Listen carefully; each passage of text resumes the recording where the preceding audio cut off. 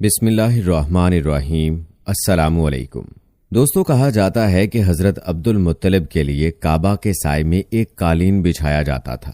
وہ اس پر بیٹھا کرتے تھے۔ ان کا احترام اس قدر تھا کہ کوئی اور اس قالین پر بیٹھتا نہیں تھا۔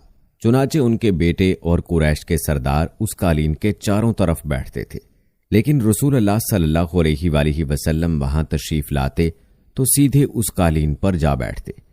اس وقت آپ ایک تندرست لڑکے تھے۔ آپ کی عمر 9 سال کے قریب ہو چلی تھی۔ آپ کے چچا عبد المطلب کے ادب کی وجہ سے آپ کو اس قالین سے ہٹانا چاہتے تو عبد المطلب کہتے، میرے بیٹے کو چھوڑ دو، اللہ کی قسم یہ بہت شان والا ہے۔ پھر وہ آپ کو محبت سے اس فرش پر بٹھاتے، آپ کی کمر پر شفقت سے ہاتھ پھیرتے، آپ کی باتیں سن سن کر حد درجہ خوش ہوتے رہتے۔ کبھی وہ دوسروں سے کہتے، میرے بیٹے کو یہیں بیٹھنے دو، اسے خود بھی احساس ہے کہ اس کی بڑی شان ہے، اور میری آرزو ہے یہ اتنا بلند رتبہ پائے جو کسی عرب کو اس سے پہلے حاصل نہ ہوا ہو اور نہ بعد میں کسی کو حاصل ہو سکے۔ ایک بار انہوں نے یہ الفاظ کہے، میرے بیٹے کو چھوڑ دو، اس کے مزاج میں طبعی طور پر بلندی ہے، اس کی شان نرالی ہوگی۔ پیارے دوستو، آج کی ویڈیو میں ہم نبی کریم صلی اللہ علیہ وآلہ وسلم کی شان کے حوالے سے آپ کو چند عجیب واقعات سنانے والے ہیں، جن سے واضح ہوتا ہے کہ آپ صلی اللہ علیہ وآلہ وسلم کے دادا جان کے دل میں آپ صلی اللہ علیہ وآلہ وسلم کی کس قدر محبت تھی۔ پیارے دوستو، کہتے ہیں کہ عمر کے آخری حصے میں حضرت عبد المطلب کی آنکھیں جواب دے گئی تھیں، آپ نابینا ہو گئے تھے۔ ایسی حالت میں ایک روز وہ اس قالین پر بیٹھے تھے کہ آپ صلی اللہ علیہ وآلہ وسلم تشریف لے آئے اور سیدھے اس قالین پر جا پہنچے۔ ایک شخص نے آپ کو قالین سے کھینچ لیا، اس پر آپ رونے لگے۔ آپ کے رونے کی آواز سن کر حضرت عبد المطلب بے چین ہوئے اور بولے، میرا بیٹا کیوں رو رہا ہے؟ آپ کے قالین پر بیٹھنا چاہتا ہے، ہم نے اسے قالین سے اتار دیا ہے۔ یہ سن کر حضرت عبد المطلب نے کہا، میرے بیٹے کو قالین پر ہی بٹھا دو، یہ اپنا رتبہ پہچانتا ہے۔ میری دعا ہے کہ اس رتبے کو پہنچے جو اس سے پہلے کسی عرب کو نہ ملا ہو، اس کے بعد کسی کو نہ ملے۔ اس کے بعد پھر کسی نے آپ کو قالین پر بیٹھنے سے نہیں روکا۔ دوستو، روایات میں آتا ہے کہ ایک روز بنو مدلج کے کچھ لوگ حضرت عبد المطلب سے ملنے کے لیے آئے۔ ان کے پاس اس وقت آپ صلی اللہ علیہ وآلہ وسلم بھی تشریف فرما تھے۔ بنو مدلج کے لوگوں نے آپ کو دیکھا۔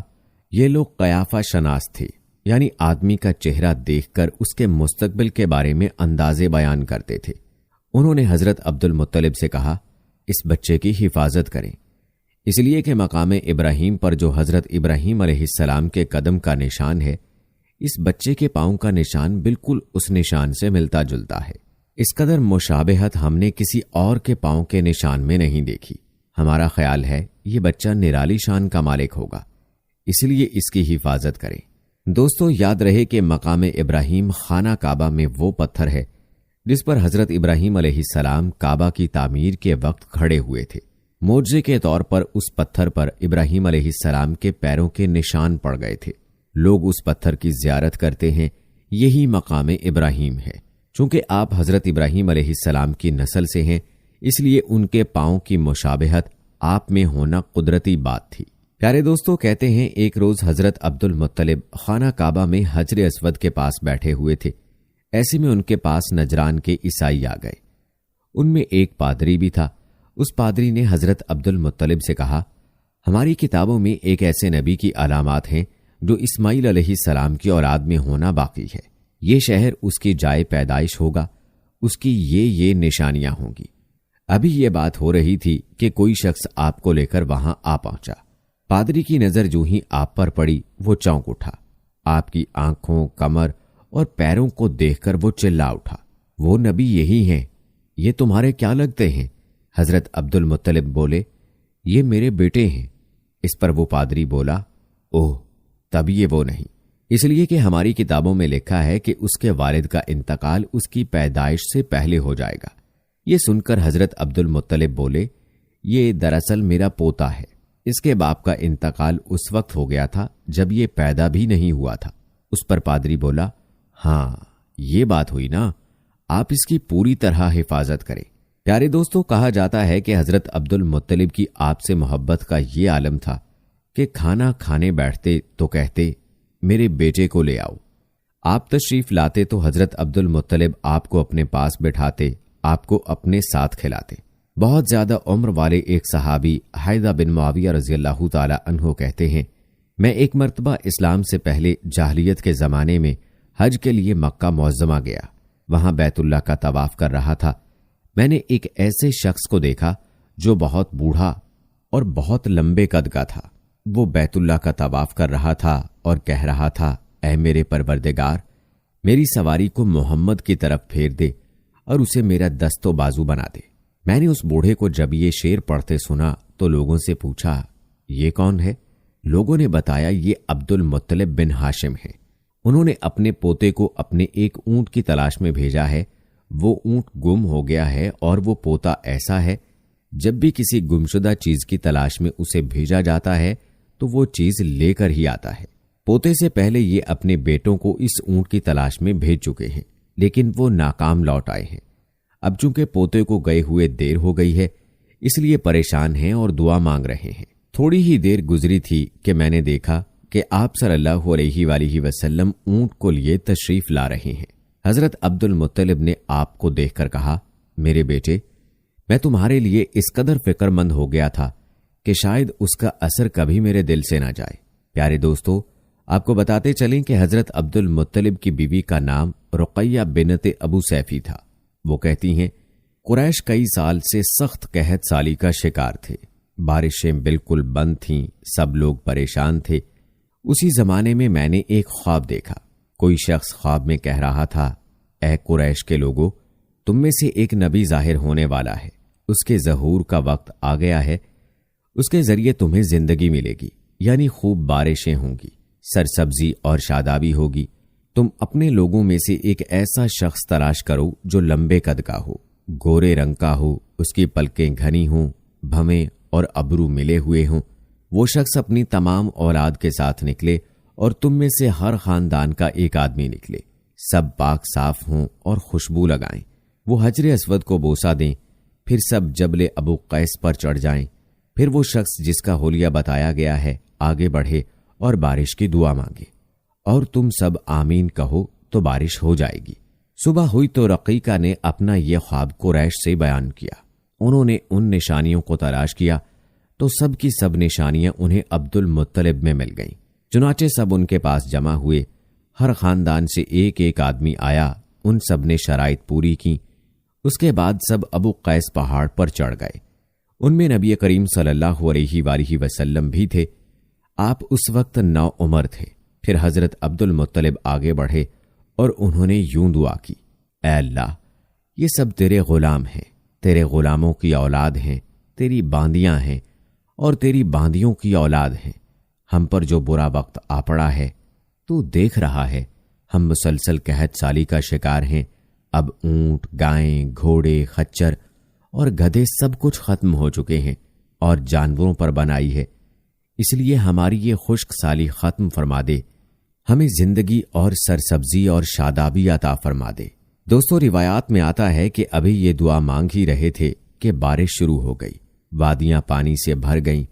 لیکن اس بارش میں ایک بہت عجیب بات ہوئی، اور وہ عجیب بات یہ تھی کہ قریش کو یہ سیرابی ضرور حاصل ہوئی، مگر یہ بارش قبیلہ قیس اور قبیلہ مضر کے قریبی بستیوں میں بالکل نہ ہوئی۔ اب لوگ بہت حیران ہوئے کہ یہ کیا بات ہوئی، ایک قبیلے پر بارش اور آس پاس کے سب قبیلے بارش سے محروم۔ تمام قبیلوں کے سردار جمع ہوئے، اس سلسلے میں بات چیت شروع ہوئی۔ ایک سردار نے کہا، ہم زبردست قحط اور خشک سالی کا شکار ہیں، جبکہ قریش کو اللہ تعالیٰ نے بارش عطا کی ہے، اور یہ حضرت عبد المطلب کی وجہ سے ہوا ہے، اس لیے ہم سب ان کے پاس چلتے ہیں، اگر وہ ہمارے لیے دعا کر دیں تو شاید اللہ ہمیں بھی بارش دے دے۔ یہ مشورہ سب کو پسند آیا۔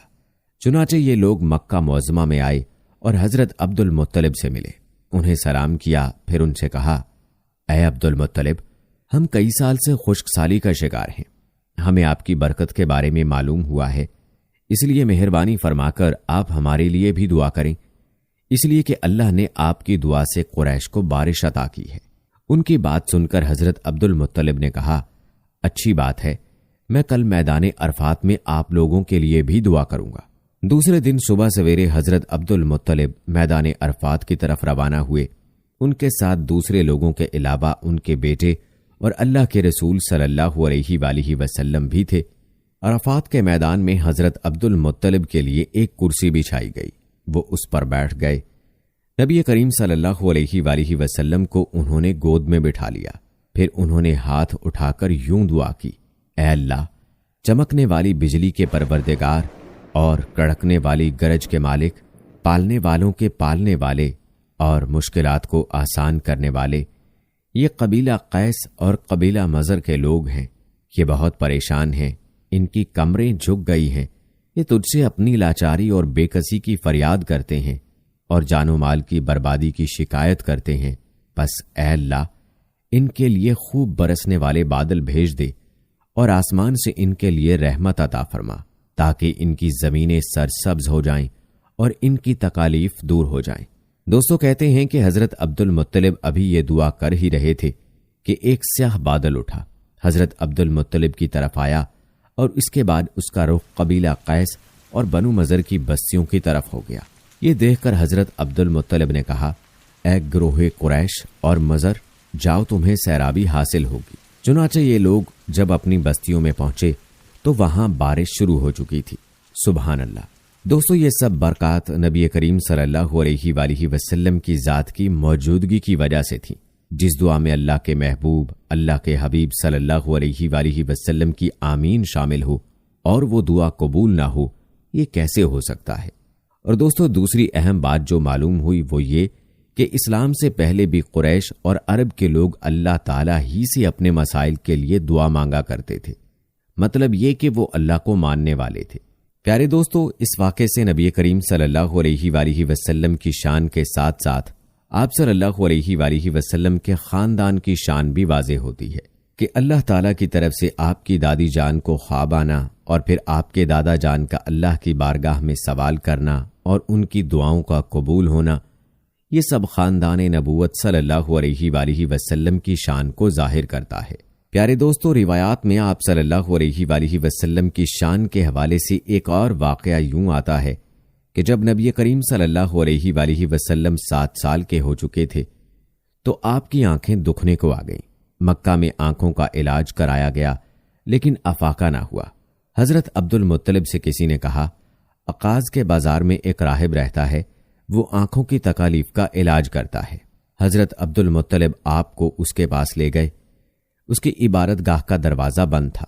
उन्होंने उसे आवाज दी, राहिब ने कोई जवाब ना दिया। अचानक इबादत गाह में शदीद जलजला आया। राहिब डर गया कि कहीं इबादत खाना उसके ऊपर ना गिर पड़े, इसलिए एकदम बाहर निकल आया। अब उसने आपको देखा तो चौंक उठा।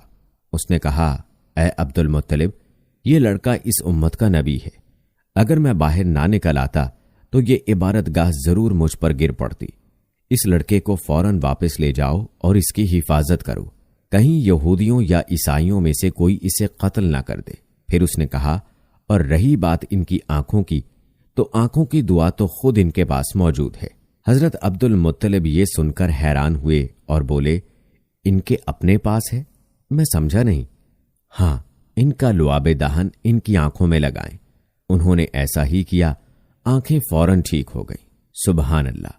दोस्तों, ये थी शान हमारे नबी सल्लल्लाहु अलैहि वसल्लम की, जो बचपन ही से अल्लाह ताला ने आपको अता फरमा रखी थी, और आपके दादा जान के दिल में आप सल्लल्लाहु अलैहि वसल्लम की जो मोहब्बत थी वो भी आपने मुलाहिजा फरमाई।